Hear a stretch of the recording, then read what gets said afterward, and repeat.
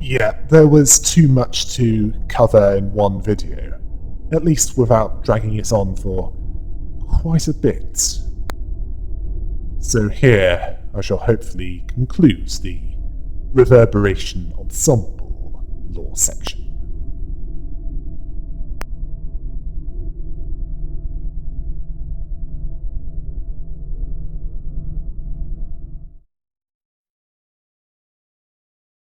We are now at the Briar layer, and to start this off we have Oswald, Ringmaster of the 8 o'clock Circus. Now, this guy I could describe as a mix of the Mad Hatter and the Scarecrow, as he seeks to bring insanity and also break minds. It's possible that Roland slaughtered his audience. It's also possible that he's just a failing entertainer, or at least an underappreciated one. He recruited a few of his...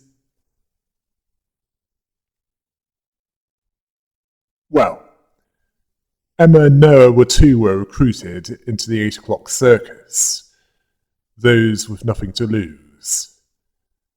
They were 2 former jae-heon drones. He also drove Philip insane. And after that, Pluto recruited Oswald into the Reverberation Ensemble.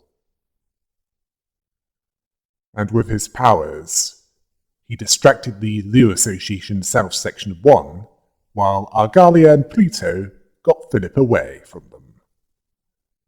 And after he assisted in confronting the Purple Tear, he and the others broke into the library.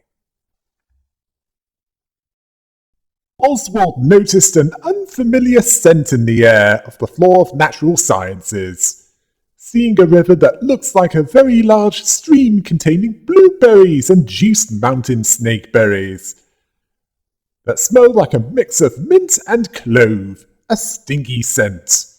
The stage had a blindingly sparkly rust, a stark contrast from theirs. He considered it splendid. He asked Mr. Knife if a better place to prepare for a grandiose performance could not be asked for. Tipperef considered him noisy. This was a shock to Oswald. 2 tixies and a half. His heart almost popped out of his eye hole. He then asked Tipperef if she was part of the audience, a guest, or a fellow clown to help out with the show. Then he noticed the assistant librarians, comparing them to a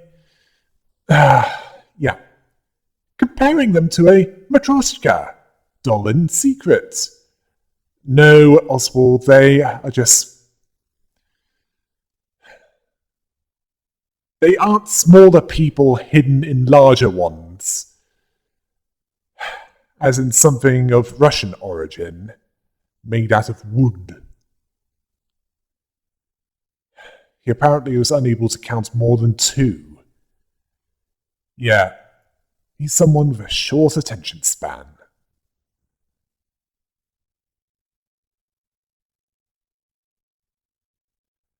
This is apparently making Miss Mermaid lift up her microphone in excitement. Uh-oh. She's almost as bad as Kirby in that regard. As in singing. Tipperef told him to cut the frantic speech and focus on one topic at a time, and that he's the guest there. Oswald then found it amusing that a clown can't be in charge of producing their own show. Tipperef didn't get why it was so funny. He then asked if they could sniff each other's wrists in the true fashion of clown-to-clown communication ritual. He wore a whiff of peppery scent that day. I highly doubt that, as not only is she not a clown, she's sane. Tipperef was unprepared for this, as it was rude to stick your face into another's without asking. Oswald didn't like how cold she was. way too stuck up. Actually, that's normal for her. Just ask Roland if you don't believe me.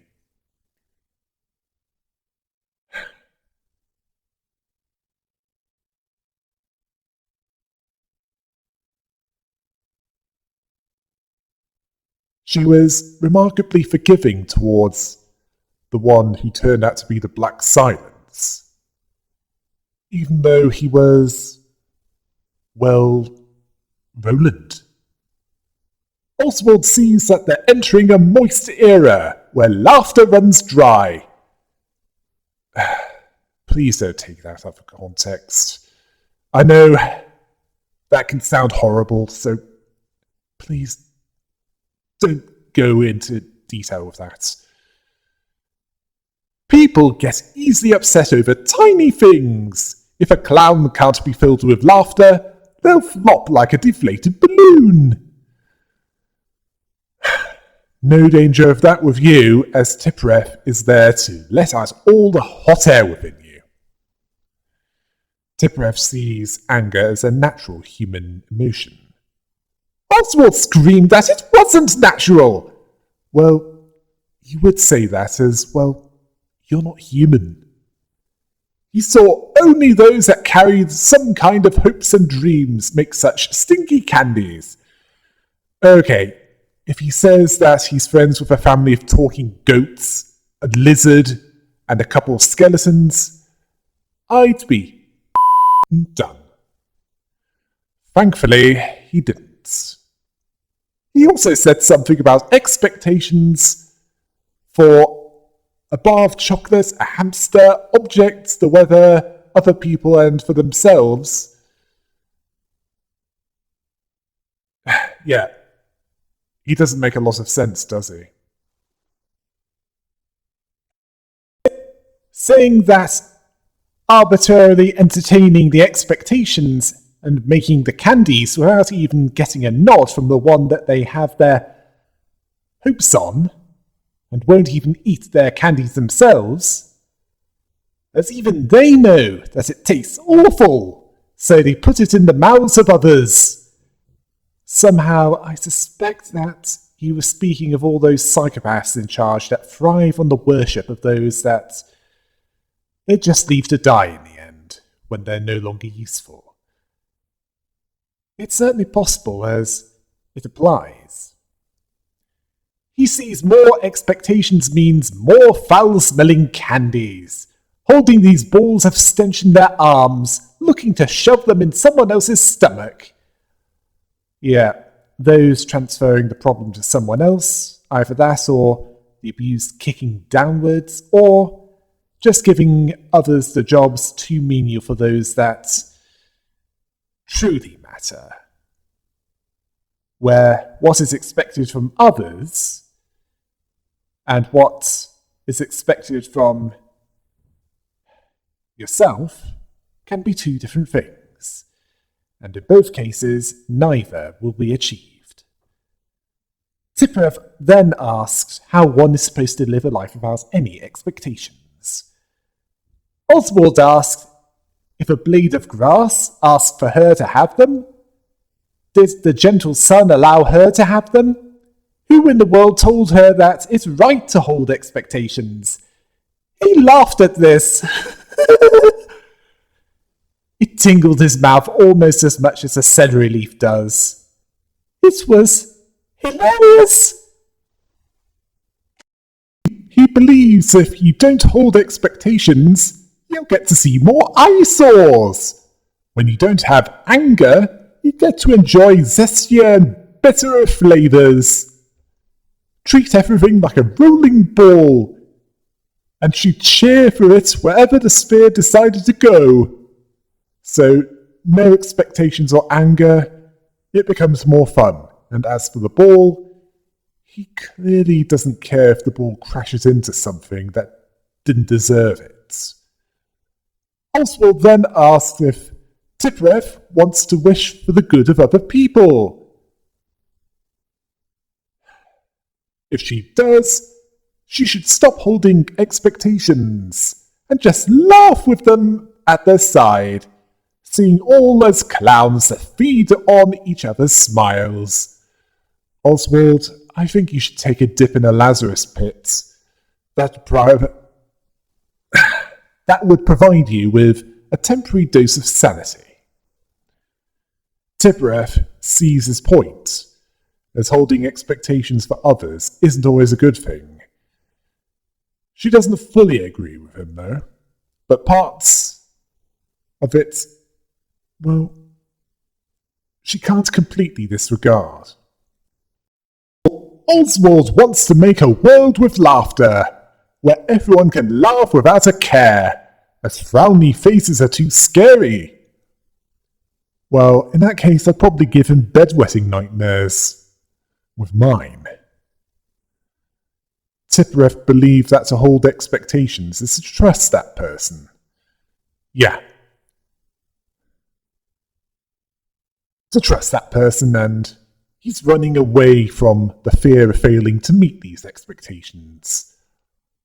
Oswald found this funny, asking if it was a crime to wish for happiness, if it was a bad thing to wish for a world where all people can laugh. He saw that they have different kinds of laughter that they want to display as performers. He sees her as no different from them in that she runs a show hoping to make people smile the smile that she wants them to see. He wanted to begin the performance to make another clown laugh, likely referring to Argalia. He considered that enough introduction and asked if they could begin playing on the tongue now. No, it's not what you think it is, as that sounds horrible. Ugh.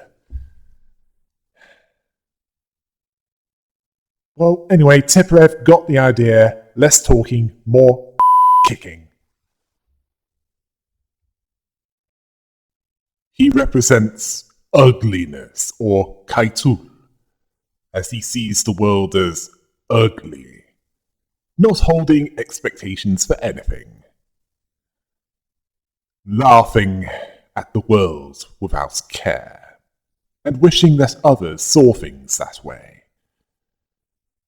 Those that he recruited, well, it involved body horror and indoctrination.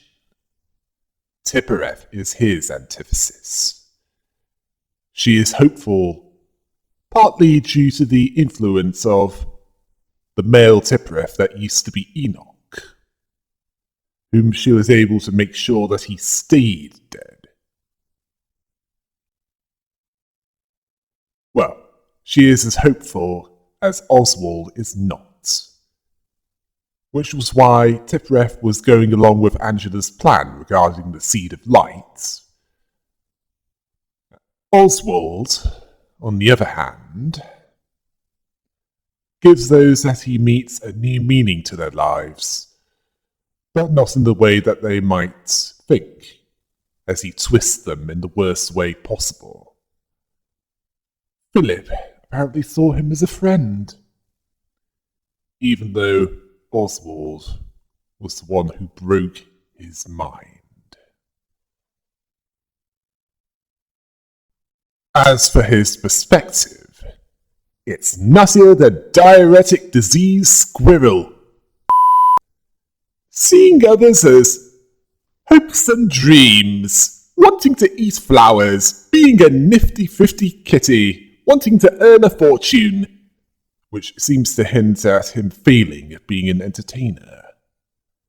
Then adding that he might find flowers, a fat stack in his paws, to be showered in the loudest applause someday, which never seemed to come, despite his hopes. That expectations will only leave others with bitter anger. He said that he'll change someday. That person will turn over a new leaf someday, if he counts on them and waited. He sees that hopes would make people bite each other's... well, you know what I mean, if they don't happen. So all expectations should be abandoned, laughing no matter what is seen, perform about what's already been made reality, not for hopes that were made reality. Or at least possible to be reality, but never happened. As for the battle itself, Oswald is quite defensive towards what he's hit with.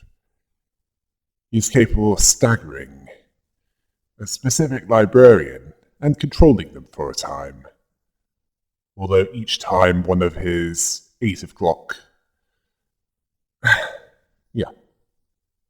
When one of his 8 o'clock circus is defeated, it brings Oswald to being closer to being staggered. Yeah. He also has Miss Mermaid and Mr. Knife to back him up. Miss Mermaid clearly coming back for more. Either that or he has a backup. Let's move on to Tanya, the loop. Considering her brutality and her predatory nature, I wouldn't be surprised if she was among the 50% of the middle in the south, or a survivor of the Ruminos cartel. That is, if Roland had anything to do with her distorting. Now, it might have something to do with something unrelated to the Black Silence. Regardless, sometime after she distorted into a lupine form and joined the Reverberation Ensemble, she beat the out of the Kurokumo clan, forcing them into the library. She also caused some trouble to the Sweepers, and was with Greta, Bremen, and Dargalia when they got the thumb corpses for jae-heon, with some reluctance from the Index. Then, she was with all the others to confront the Purple Tear, and joined them in entering the library, forcefully. Which probably suited her well. Upon arriving on the floor of language, Tanya picked up the scent. In fact, the same scent as her on Gebura. Well, we know who Gebura was, so she's not off by much, is she? As Gebura still is an alpha predator that dealt lethal justice to those that preyed on the innocent. Well, let me put it this way. If, as Kali, she did it for free, she'd be a more brutal version of Batwoman. Well, that scent is unlikely to just be the scent of nicotine. Gebura didn't see it that way, as one is a slaughter-crazed wolf, and the other is a hunter tracking it down. Ooh, so you're the red sword-wielding berserker, and she's the big and already is bad wolf. Tanya understood that she was taking the seeing her ragtag band of dummies that are also there to fight her, asking if she was a joke to her, although she considered it fun, as she got to fight the one who was once the Red Mist. Gebura was annoyed by the fact that everyone keeps bringing that up, asking if she's tired of putting her on a pedestal. It turns out that Tanya can take the as well, as people will be shocked to learn that the great legend was doing menial labor in a place like that. She asked how her inhuman strength was doing. She wants to see it in action. Gebura asked if strength was all she valued. Yeah, it was. as those that are stronger than others won't bow down to others. Gebura asked what the people who lack strength should do. Tanya doesn't give a about them. She sees it as this: obey the strong, or you get killed by them. Serve them like a good little pup, and they'll keep you safe. Gebura sees that physical strength alone won't end struggle, as it will just lead to a constant series of gory battles. Those that become victorious by physical strength alone, they don't feel secure at all, as they can lose it all once someone stronger comes along, and they can at any time. Why use that strength to take from others? Tanya doesn't see it as stealing. She sees it as how the world is. The ones best adapted to come out on top. Adapt or die. Those that don't either become food or get wiped out. She sees herself as the best fit to survive that ecosystem. It's how humans have lived, so why worry about it?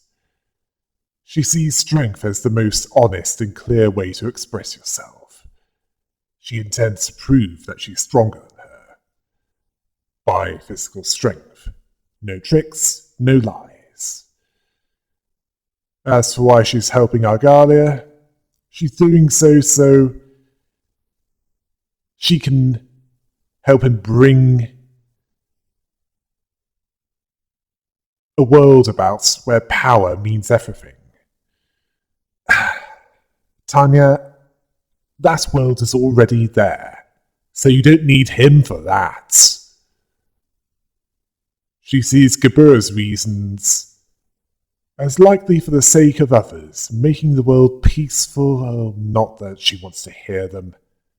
Seeing her desire to help others as a bad joke, telling her that the city is doing fine without her. Okay, so you call violence, cruelty, and insanity fine? You need to get your head checked out.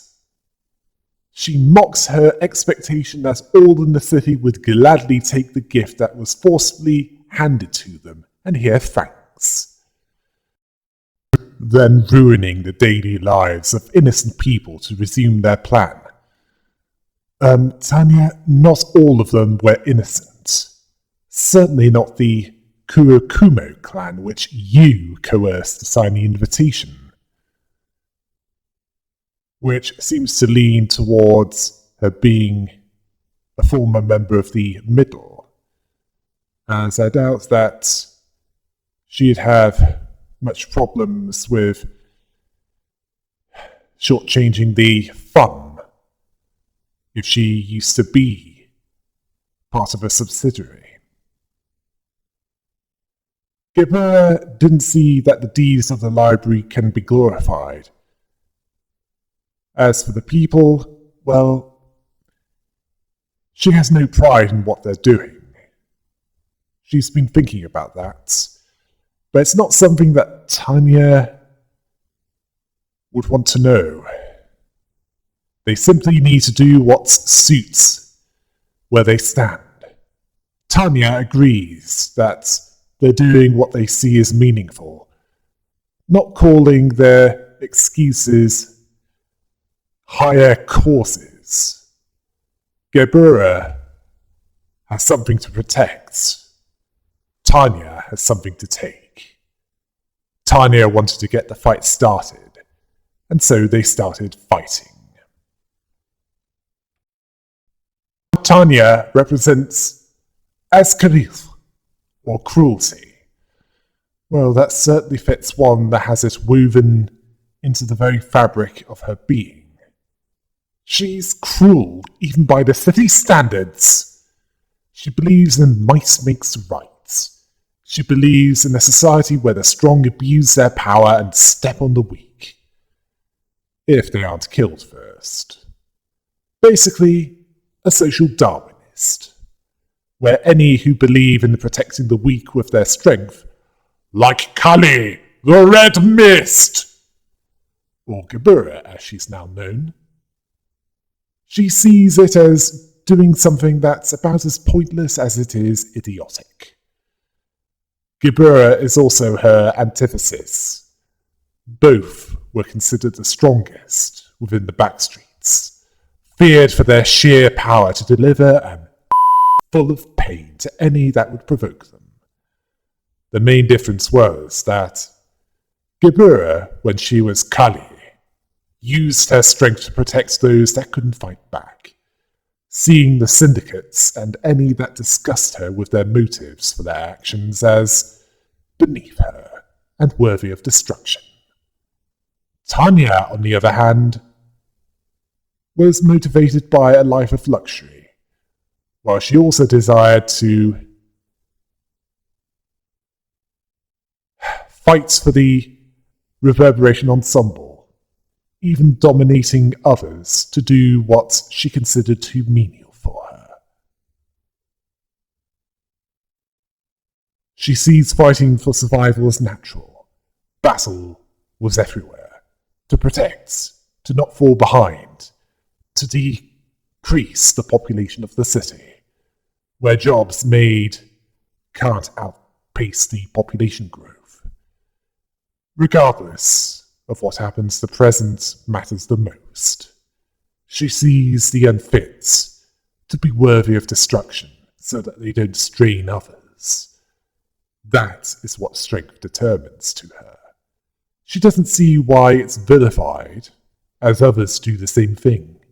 The losers are dealt with in order to make way for the strong. She sees respecting life as pointless, as others don't. In battle, she really is the antithesis of Kali, the Red Mist, as she fights alone.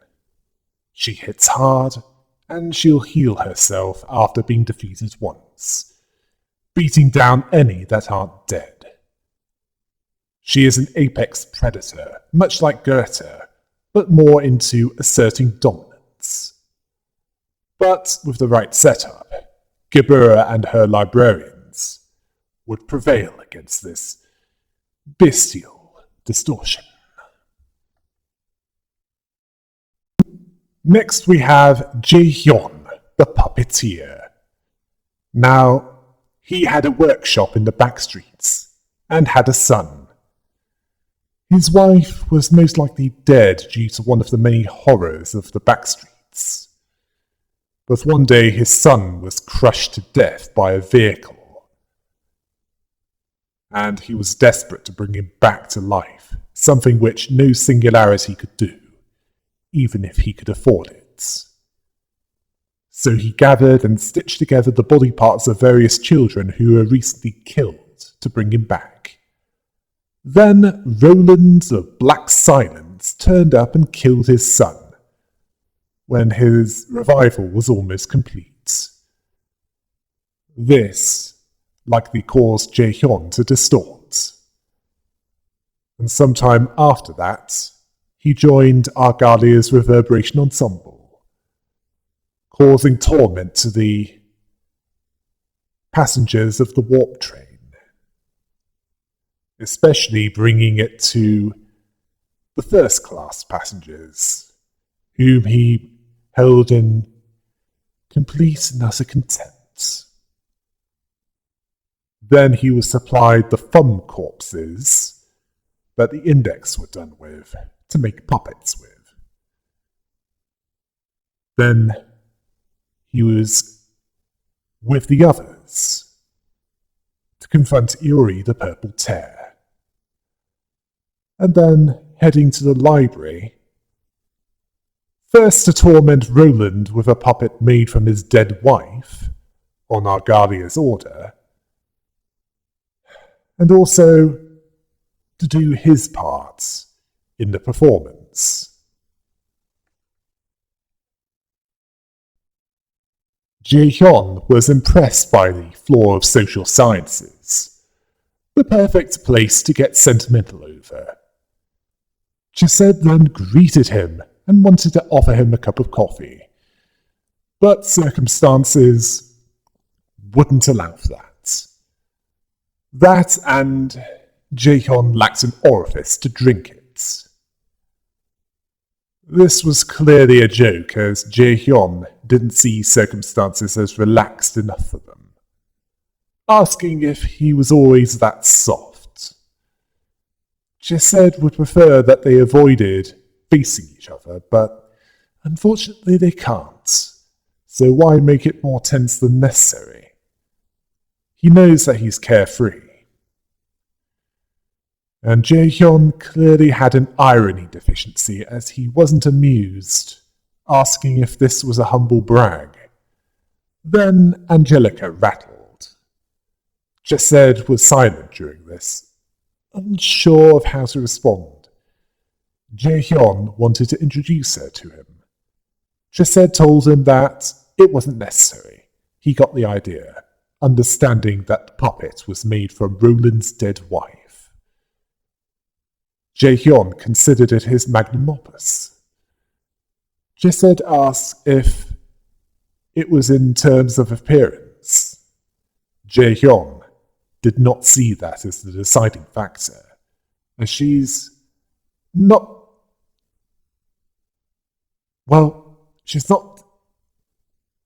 made for beauty. He's certainly not one who finds beauty in shapes put together in an arbitrary fashion. He has no feelings about appearance, which is just as well, as his puppets would traumatize any children that see them. Chesed asks what he makes them for. The thoughts and emotions that he holds when he crafts them. A resentment towards the city for driving him to his present state, and the blind anger for the rich. So a mix of anger, hatred, and resentment. All from him losing the hope that he could bring his son back, and a yearning for vengeance towards Roland, the one who started him on that path. He fills his puppets with the emotional baggage that he's carrying, replacing chunks of meat inside with that. It's why he feels alive and he can breathe easy. He asks if Chesed sees how dear the puppets are to him, knowing that. Chesed considers him stuffing his emotions in them. He doesn't understand that, but he won't bother giving his thoughts on that. He's not happy, even now, with the height of bad taste that he expressed towards Roland. Jae-heon stated that he robbed him of someone that mattered, so he returned the favour. Jae-heon, she was already dead. Unlike your son, there was no coming back for her. Chesed understood that Roland burned down his lab, which Jae-heon confirmed, and added that there wasn't a piece of his son left to salvage, asking if he was trying to express sympathy for him. Chesed wasn't, as they weren't close enough to worry for each other. He just wanted to know if vengeance was his only goal for coming there. Jae-heon told him that all of the Reverberation had some minor differences, but they have roughly the same goal. As for vengeance pointed at Roland, well, with Eileen, Elena, and Pluto, that's certainly true, as it's personal for you and those three. But vengeance wasn't the core motive. Thanks to Argalia, he has no regrets making his way there, along the path that he followed. Chesed saw it as tragic, as They all have their own stories. Yes, they can't be free of guilt, no matter what they do. Jae-heon states that's why the only focus is what they want to do. Chesed also wants to wish for a world where individuals were free to express the flavors they want to exude, but he questions if it should free one from all responsibility for their actions. Jihyon sees that those that live for others, being unable to take a step forwards themselves. There are a limitless range of dreams to bring out. Pursuing your own freedom where others are considered is considered nothing short of a myth. If he considered the width of the potential of each person, well, he could go on about that, but he stopped himself as that's just his way of thinking to continue thinking about that. It's also not the world that he's working towards. He just wants to get to the fighting. Chesed saw his point, but he was more laid back about it. Jihyon the Puppeteer represents adiyeshak, or insensitivity, as he was a victim of Roland's killing spree, even though he had nothing to do with the cause of it. He treats his puppets as expendable, including the first-class passengers of the warp train, due to the double standard they perpetuate, not caring if they were Backstreet's residents that won a first-class ticket, although most of them were pretty high up on the corporate ladder, which made his actions indiscriminate, which essentially turned him into what he despised the most. In fact, he was slightly worse, in some ways, as at least Roland killed them and got it over with. Chesed is his antithesis, because as Daniel, he was an elite that actually gave a about something other than wealth and personal advancement, who felt guilt towards helping Garion, Arbiter of the Head, during the Outskirts lab attack. Well, in fact, he assisted in making that possible, although she didn't really need his help. It just made it easier. Which led him to believe that suffering was a matter of when, not if. He was also hit where it really hurts, when Aeon's scripts that Angela followed required that abnormalities got released for additional energy production. This energy produced by the painful slaughter of employees. Jae-heon, on the other hand, believed that there was no such thing as choice, even though he chose to be cruel with the use of his powers. Which, while this was driven by Roland hitting him where it really hurts, as in him killing his son, he turned into something far worse than Roland could ever consider being. Anyone thinking that the Joker during the Killing Joke had a point during his monologue? He was deeply affected by the death of his son. If he was busy, his death wouldn't have hit him as hard. He would have gotten over it more easily, but the grief would still be felt. That day he had nothing to deal with when he came home from work. He saw that road roller crushing his body. They sent the remains to him in a U-Corp preservation box, a gesture of condolence. It made him shut down. Then he used his dolls to remake the doll that was with his son's remains, although creepier than it looks originally, which inspired him to try and do the same for him. Well, we know how that ended, don't we? As for his battle against Chesed and his assistant librarians, he gave puppet strings to his puppets. These strings will prevent that puppet from being killed.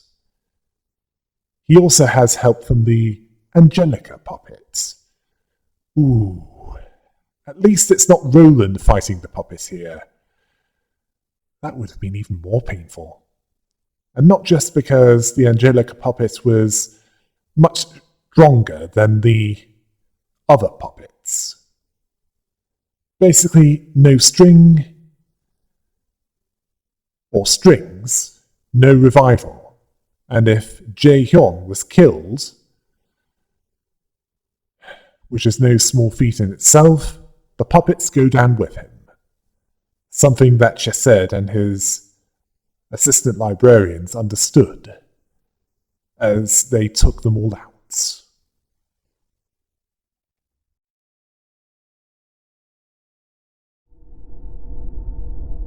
Okay, there's too much to go through both the Briar and the Atsuluf layer, so Atsuluf will need to be covered in the next video.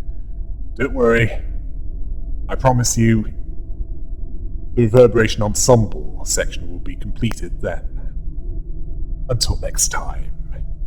Hail the rabbit!